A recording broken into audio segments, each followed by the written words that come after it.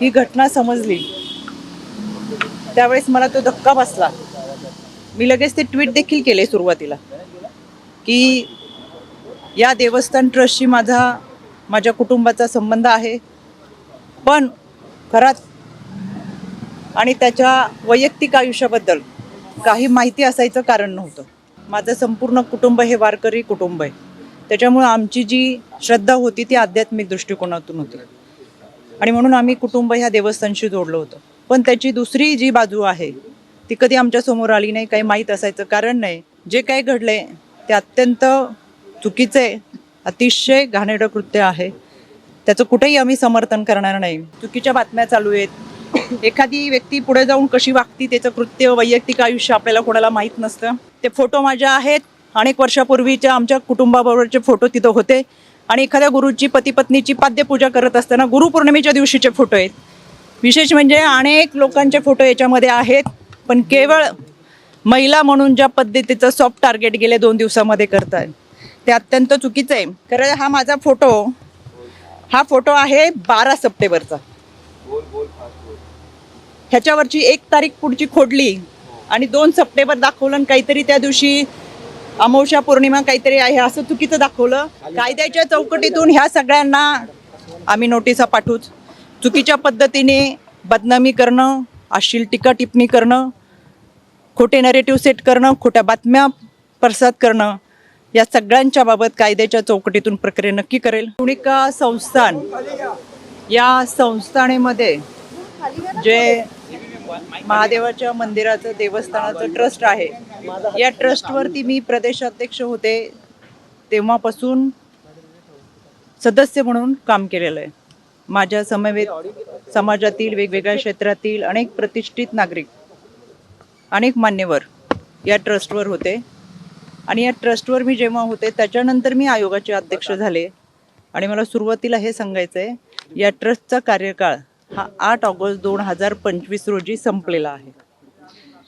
खरं तर समाजामध्ये आपण आयुष्य जगत असताना कोणाला ना कोणाला गुरु मानत असतो. खरात पती पत्नीला माझ्या परिवाराने गुरु मानलं, आम्ही गुरु मानलं.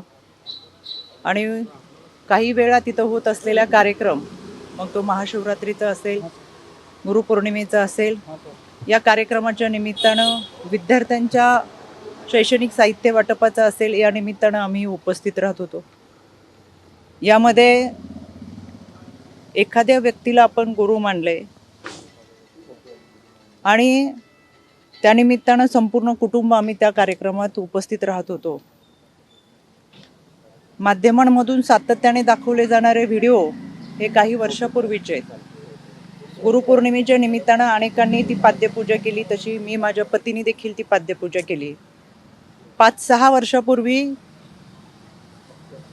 ज्यावेळेस आपण ज्या लोकांच्या संपर्कात असतो ते 5-6 वर्षानंतर एखाद्याचं कृत्य, एखाद्याची वैयक्तिक वागणूक, त्याचं वैयक्तिक आयुष्य याच्याबाबत आपल्याला कोणतीही सुतराम कल्पना नसते. आज आपण ज्यांच्याबरोबर आहोत, जे आपल्याबरोबर आहेत, ते उद्या पुढे जाऊन कसं वागणार आहेत ही कल्पना आपल्या कोणाला नसते. त्याच्यामुळं मी ही घटना समजली त्यावेळेस मला तो धक्का बसला. मी लगेच ते ट्विट देखील केले सुरुवातीला की या देवस्थान ट्रस्टशी माझ्या कुटुंबाचा संबंध आहे, पण खरंच आणि त्याच्या वैयक्तिक आयुष्याबद्दल काही माहिती असायचं कारण नव्हतं. यामध्ये पोलिसांनी खोलवर निष्पक्षपणे तपास करावा हे मी परवाच सांगितलेलं आहे.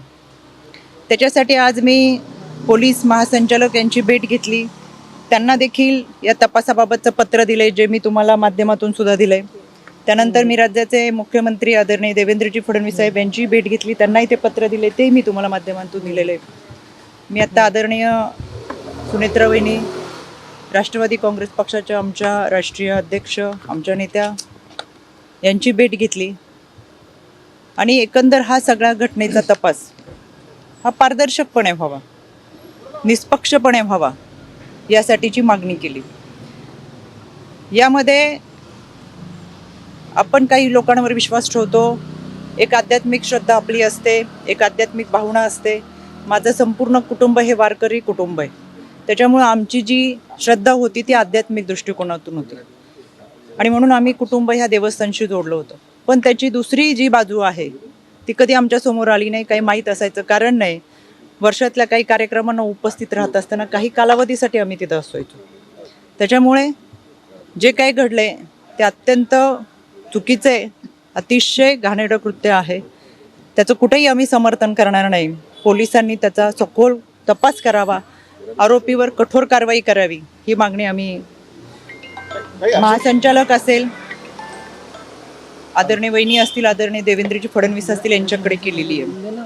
यामध्ये दोन गोष्टी मला प्रकर्षाने सांगायच्या आहेत.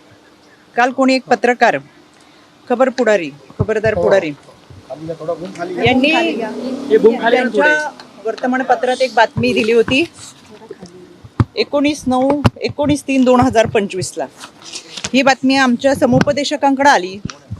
समुपदेशक त्या विभागामध्ये काम करतात, विभागीय समुपदेशक असतात. त्यांनी ही बातमी त्यानंतर समुपदेशकाने त्यांना हे पत्र पाठवलेले 8 तारखेला.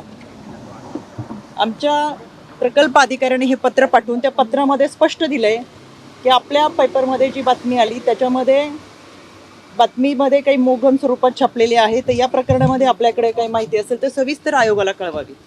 दुसरं पत्र आहे पोलीस अधीक्षकांना की तुम्ही तुमच्याकडे जी काही माहिती असेल ती माहिती या अत्याचाराच्या संदर्भात असेल किंवा काही असेल तर आपण पोलीस स्तरावरती कारवाई करावी, भूमिका घ्यावी, जे काय असेल.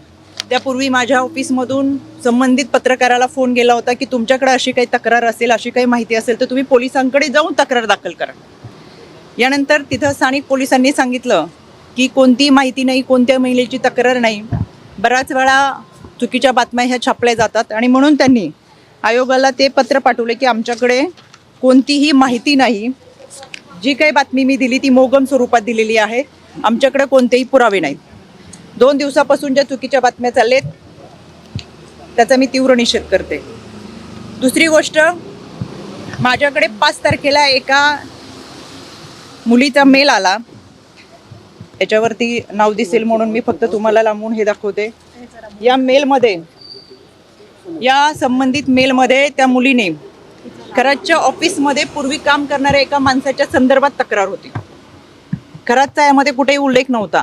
तातडीने त्याच दिवशी आमचं पत्र हे पोलिसांना गेलेलं आहे.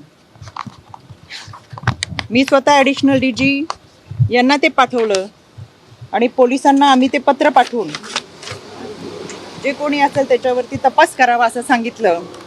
त्याची हेअरिंगसुद्धा हे पोलिसांचं पत्र. या तपासाची हेअरिंग 17 तारखेला माझ्या आयोग कार्यालयात लागली. या हेअरिंगमध्ये आम्हाला पोलिसांनी स्वतः पत्र दिलंय की याच्यामध्ये आम्ही कारवाई करतोय.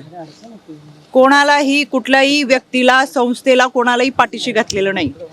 पण तोपर्यंत खरातचं कुठेही नाव नव्हतं, पण त्यांच्याकडे काम करणाऱ्या माणसाचं नाव याच्यामध्ये होतं, तरी आम्ही कारवाईचे आदेश दिले होते.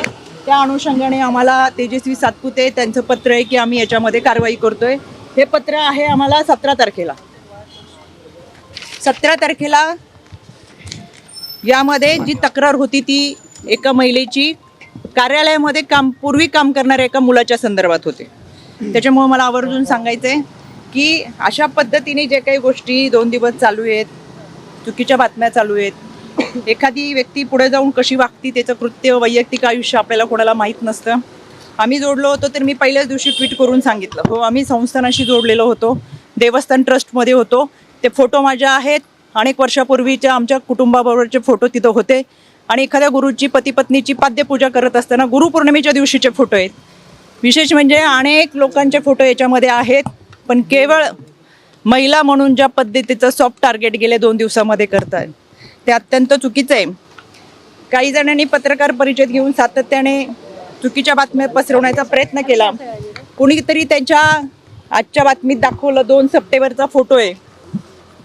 खरं हा माझा फोटो, हा फोटो आहे 12 सप्टेंबरचा. ह्याच्यावरची 1 तारीख पुढची खोडली आणि 2 सप्टेंबर दाखवलं आणि काहीतरी त्या दिवशी अमावस्या पौर्णिमा काहीतरी आहे असं चुकीचं दाखवलं. माझ्या आजही अकाउंटवर गेलात तर हे फोटो आहे असे आहेत. ते 2 सप्टेंबरचे नाहीत, ते 12 सप्टेंबरचे आहेत. दुसरी गोष्ट, 2 सप्टेंबरला आदरणीय अजितदादांच्या दौऱ्यात आम्ही होतो. हा माझा 2 सप्टेंबरचा फोटो आहे. 2 सप्टेंबरला हा फोटो झाल्यानंतर कुठेही माझ्या हाताला जखम नाही. हा 3 सप्टेंबर 4 सप्टेंबरचा फोटो आहे. माझ्या या भागामध्ये अधिकाऱ्यांच्या समवेत रस्त्याची पाहणी आहे, कुठेही हाताला जखम नाही. हा 4 सप्टेंबरचा आहे. आणि हा 5 सप्टेंबरचा फोटो आहे. कुठेही हाताला जखम नाही. कुठला दिवस होता, काय होता, विधी तो माहीत नाही. आणि हा 6 सप्टेंबरचा आहे. कोणतीही हाताला जखम नाही. कायद्याच्या चौकटीतून ह्या सगळ्यांना आम्ही नोटिसा पाठवूच. चुकीच्या पद्धतीने बदनामी करणं, अश्लील टीका टिप्पणी करणं, खोटे नरेटिव्ह सेट करणं, खोट्या बातम्या प्रसाद करणं, या सगळ्यांच्या बाबत कायद्याच्या चौकटीतून प्रक्रिया नक्की करेल. मी परत सांगते, यामध्ये जी व्यक्ती होती ती दोषी आहेच, त्याच्यावर कठोर कारवाई झालीच पाहिजे. आपल्याला कोणत्याही व्यक्तीच्या वैयक्तिक आयुष्याबद्दल काही माहिती असायचं कारण नाही. आणि आज आपण ज्यांच्याबरोबर आहेत ते पुढे जाऊन 4 वर्षांनी 5 वर्षांनी काय करणार आहेत हे याची कल्पना आपल्याला नसते. त्याच्यामुळे या व्यक्तीवर कठोर कारवाई व्हावीच ही मागणी मी आज केलेली आहे. आणि या सगळ्या गोष्टींचा निष्पक्षपणे तपास व्हावा. त्याच्यामुळे मी आज राज्य महिला आयोगाच्या अध्यक्षपदाचा राजीनामा माझ्या नेत्या आदरणीय सुनेत्रा वहिनी यांच्याकडे मी सुपूर्द केलेला आहे. याबाबतचा जो काही निर्णय असेल तो आदरणीय वहिनी घेतील. आपल्याशी बोलण्यासाठी मी सविस्तर पुराव्यासहित पत्रकार परिषद घेईल.